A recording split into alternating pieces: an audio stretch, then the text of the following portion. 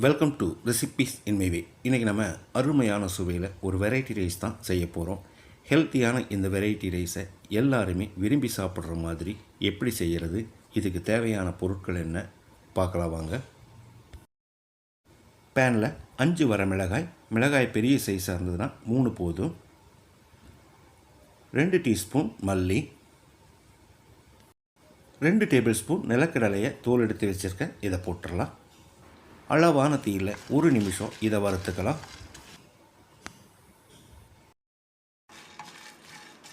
இப்போ இதோட 1 டீஸ்பூன் சீரகத்தையும் சேர்த்து ஒரு 10 செகண்ட் பிரட்டி விட்டுறலாம்.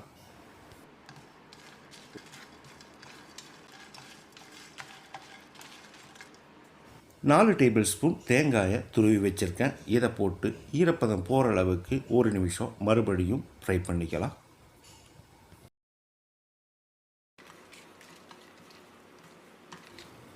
எல்லாமே நல்லா வறுபட்டுருச்சு. இப்போ இதை எடுத்து ஒரு பிளேட்டில் கொட்டி ஆற வச்சிடலாம். இது நல்லா ஆறின பிறகு மிக்ஸி ஜாரில் போட்டு வச்சுருக்கேன். கொரப்பாக அரைச்சி எடுத்துக்கலாம். வாணலியில் 2 டேபிள் ஸ்பூன் எண்ணெய் ஊற்றிக்கலாம். சின்னதாக ஒரு துண்டு பட்டை, 2 கிராம்பு, 1 டீஸ்பூன் கடுகு,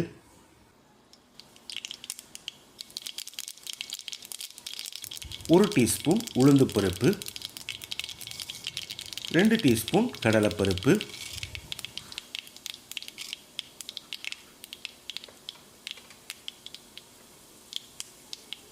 உளுந்து கடலைப்பருப்பு நல்லா பொரிஞ்ச பிறகு கொஞ்சமாக கருவேப்பிலை, மீடியம் சைஸில் 2 பெரிய வெங்காயம் நீல வாக்கில் நறுக்கினது. வெங்காயத்தை கண்ணாடி பதத்துக்கு வதக்கிடலாம்.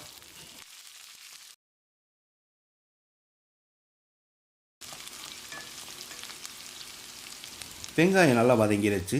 250 கிராம் அளவுக்கு கேரட்டை நான் துருவி வச்சுருக்கேன். இதை போட்டு வதக்கிடலாம்.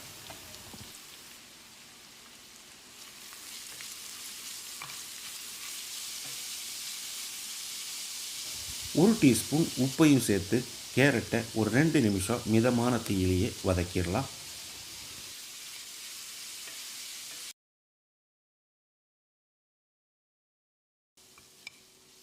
கேரட் நல்லா வதங்கிடுச்சு. நம்ம வறுத்தரைச்சி வச்சுருந்த மசாலா பொடியை போட்டுடலாம்.